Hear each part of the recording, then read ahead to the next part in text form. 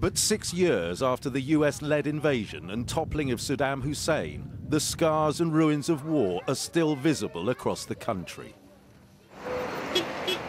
Major roads and infrastructure for basic necessities are in dire need of repair.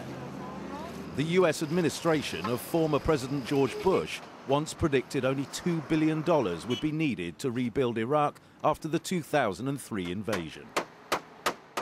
However, a recent report by the Special Inspector General for Iraq Reconstruction says to date more than $100 billion has been spent on Iraq's reconstruction projects.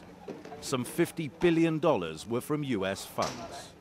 The report claims much of the money was lost to wastage, abuse and fraud, leaving very little for actual construction work, much of which is said to be substandard.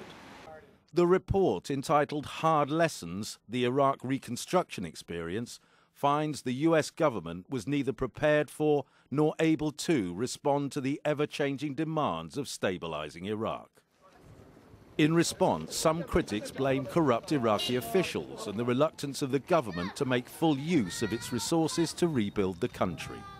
Observers say the current economic crisis and the US planned withdrawal from the country will force the Iraqi government to dig deep into its oil revenues instead of being dependent on US or foreign aid.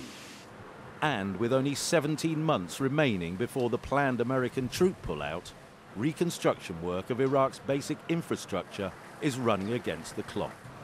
Many fear once US troops leave, the security situation will deteriorate, making construction work almost impossible. This leaves the Iraqi government very much on its own, as many Iraqis, deprived of basic necessities, are likely to turn their frustrations into political capital in the upcoming parliamentary elections if their needs are not met soon. To understand why the reconstruction of Iraq is proving so challenging, I'm delighted to welcome from Baghdad Karim Wahid, Iraqi Minister of Electricity, and from Amman, Aiham Alsammarae, the former Iraqi Minister of Electricity. Mr. Karim Wahid, let me start with you. Are you happy with the reconstruction results of Iraq? Many quarters, including the Iraqi people, they think a lot could have been done better. You know, the Iraqi force sector was subjected to severely destructive from since Iraqi-Iranian war in 1980. And from that date, and then Iraqi invasion to Kuwait in 1990, 1991, and subjected to the severely bombardment and destruction of the force sector. About 97% of the infrastructure of electricity sector was destructed. And then sanction imposed for this sector, for whole Iraqi sector as well, and for 13 years. And then 2003, after the changing the regime, also the system was also subject to the looting, vandalism. And we restored back the power system as a pre-war condition. This was in September 2003. That means we almost restored back the power level as a pre-war condition. The demand was also increased. As a pre-war is about 6,000 megawatt as a peak load, and now is 12,000 megawatt. That means the demand was doubled, and increment in the generation not more than every year about 10 to 15%. Aiham, given the amount of dollars spent and turns into billions of dollars, is it commensurate with the output, with the results? No, I don't think it's by any means justified. I thought that when actually the invasion in 2003, we tried, at least I'm talking as an opposition, it was in our mind, and especially in the mind of Americans, to make Iraq a modern country, democratic modern country, and we make it as an example to the others. So actually, whatever we did, it went against completely what we wish. This started from the de-Baathification law and started by resolving all the armies and everything. But the Are you saying that the political atmosphere in Iraq contributed to the lack of progress when it comes to reconstruction?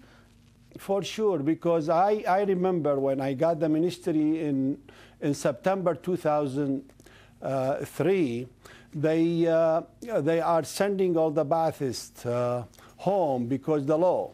And I applied the rule to bring them back all for the reason all the technocrats and all the bureaucrats, the good ones, are Baathists. And they've been running the country for 35 years.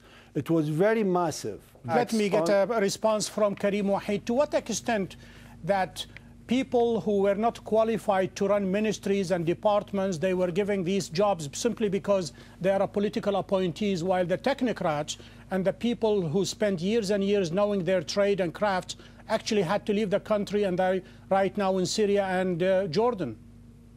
Now most of the workers, engineers, they returned back to most of the positions in the power sector, but the main issue is not also the political issues. The main issue is old machines, old system installed in 50s, 60s, and 70s. And now we got, a budget for the last year was very good, about $4 billion signed contracts. And even that in 2005, 2004, 2006 as well.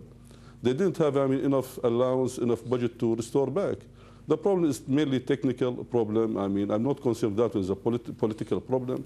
The problem now for this year, because of the declining in oil production, and we didn't receive still till now, enough budget, enough allocation to build. That is contracts. Key, Karim Wahid, because last year when a barrel of oil was approximately $147, yes, and right now it's plummeted to perhaps just above 40, Aiham Alsammarae, will that task be even more difficult now that revenues have been clipped so little and there isn't much left? Most of it is going to security?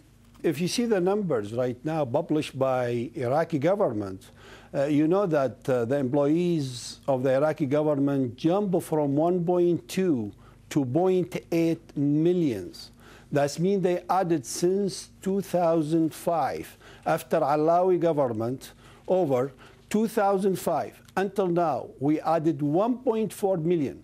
That means we are now almost the same number of the employees of United States of America, federal employees, which is America is almost 300 million population, and Iraq is 28 million population. We are spending our money unwisely, and I don't think any money in the world will work in Iraq if we are not going to plan right. In 2003 and in the time of Prime Minister Alawi, we are putting a lot of plans. But in the 2003, we tried a lot of things to put and brought around in the area of 2,300. We bought in 2 years 2,300 megawatt. And I don't know what the guy after I left, which is Mr. Mohsen Shlash, the former also Minister of Electricity, what he did, to destroy everything we started. And now the current minister is starting to start and building all this again. So I believe politics in Iraq is always the important thing. The reconciliation is important in Iraq to rebuild a new Iraq. We cannot build it only by money. Aiham Alsammarae, thank you very much. I'll take a short break now. When we come back, I'm going to ask Karim Wahid whether blaming violence is the answer. Stay with us.